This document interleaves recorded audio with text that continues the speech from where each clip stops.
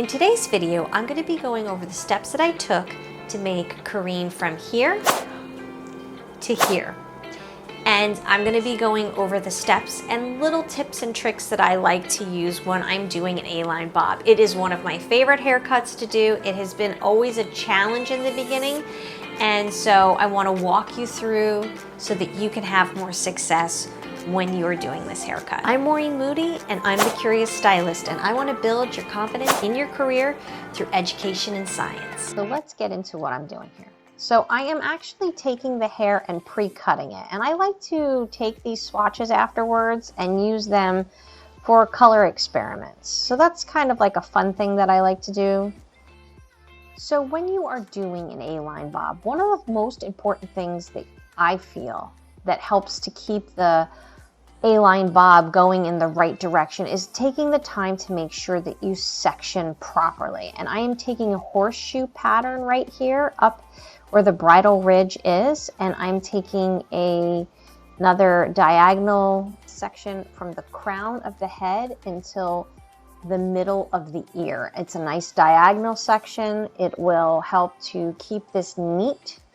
I'm also, when I cut a bob, 90% of the time, I like to sit in a chair that is designed to help cut bobs. When you cut a bob in a chair, it is eye length, so it's easier to keep things even. And that I definitely struggle less when I am sitting in one of these chairs, because now I am not fighting the game of trying to figure out, is it even or not. I used to struggle a lot with this particular haircut.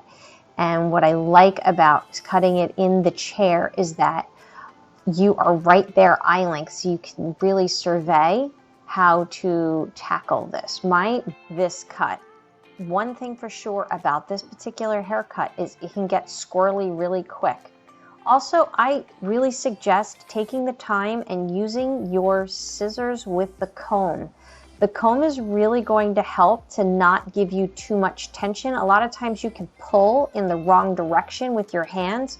So by using a comb and not your hands when you're doing this particular haircut, it gives you a more even effect and less of a chance of messing up. Now, when we are working in an A-line bob, especially when you're getting in the structure of this haircut, it's super important that you really take the time and make sure this is even. Like I said earlier, it gets squirrely really quick, and so while you're doing this, just take the time and keep rechecking. Sure that the perimeter is nice and even. That is the foundation of the haircut. You're going to see how I did the curve sectioning to follow the line that I wanted to keep. And in the following diagram, it's just I'm pulling that hair straight down. The sectioning is really key to this haircut. I don't think I realized how important that part of the haircut truly is. For years, I had struggled with this haircut. I understood how important sectioning is. It made the haircut a lot easier. And I'm going to show you in the diagram how I sectioned the side. Look at that picture. You can see that I am taking sort of horseshoe patterns that go directly from the top of the head all the way down to about an inch above the ear. The whole perimeter is nice and even. You also see I have her head tilted down and to the side, and that gives me a straight line. Using simple geometry to get the angles right and using their own body to work with it, it makes the haircut a lot easier, and it follows the lines better, and it maintains the perimeter better. See the section above the ear by 1 inch is when it finally is all connected, and this is definitely the time that you need to take to make sure it's even. Once it's even, you can proceed to pull it down from the next couple of seconds. Next diagram, you're going to see how I took the sections above the head in sort of a pie shape and continued on with the A-line in the top of the head. So at the crown of the head, where that horseshoe pattern is, I'm starting to use that V shape to pull the hair, and I am making her tilt her head. Thanks so much for watching, and if you find value in this content, could you please smash the like button and subscribe? I make weekly videos. As you can see, I am continuing to work in that horseshoe sectioning, and I am sectioning that hair in that V on the top of the head.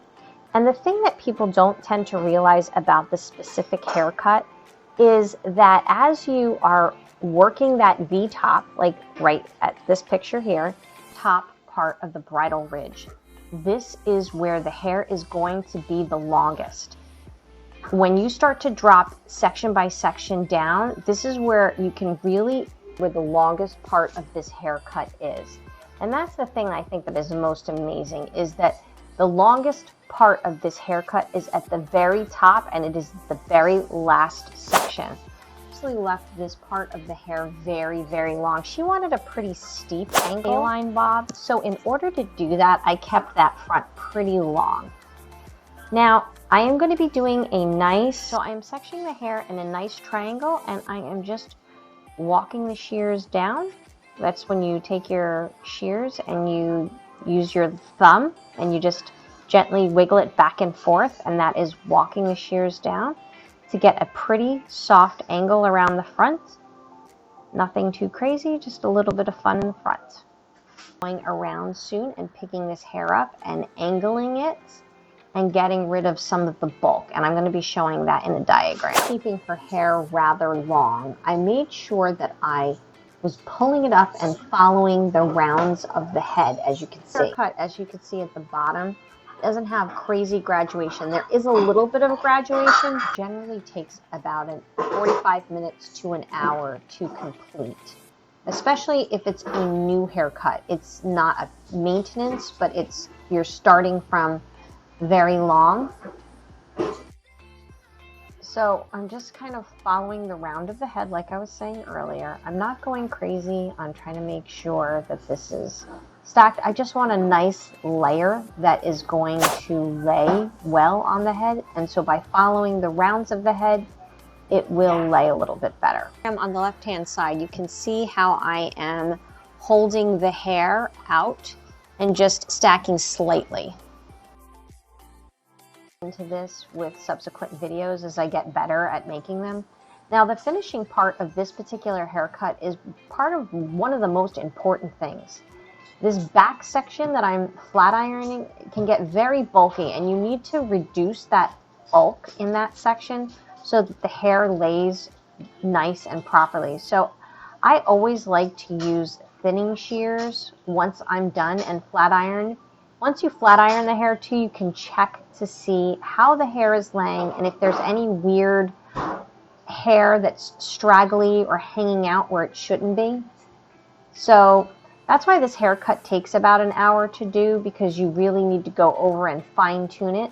So right now I'm just cutting into it and giving it a little more of a jaggedy appearance and softening those edges. Just showing you that I'm using my wider or fatter thinning shears. These are 28 teeth thinning shears, and I'm removing some of the extra bulk that's located behind the ear, so it's in between that midsection. This type of thinning shear to remove a lot of excess bulk.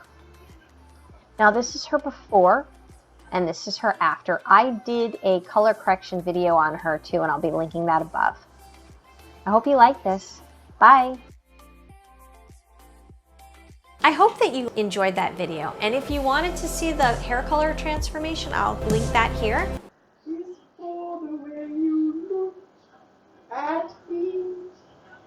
Oh, it's for the only one I see. This is very, very extraordinary.